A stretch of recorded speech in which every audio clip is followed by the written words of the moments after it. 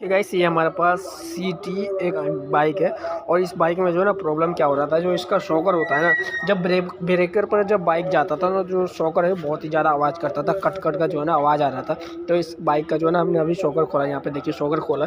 तो इसमें जो है ना अभी हम जो शॉकर ऑयल होता है वो शॉकर ऑयल अभी इसमें डालेंगे, नया शॉकर ऑयल। और शॉकर ऑयल जो है ना एक शॉकर में 175 ml गाइस होना चाहिए। देखिए 175 ml जो है ना एक डब्बा में आता है। तो अभी इसका हम शॉकर ऑयल चेंज करेंगे। चेंज करने के बाद जो है ना वो जो ब्रेकर में जाने के बाद कट का जो आवाज़ आता था ना वो सही हो जाएगा इसका।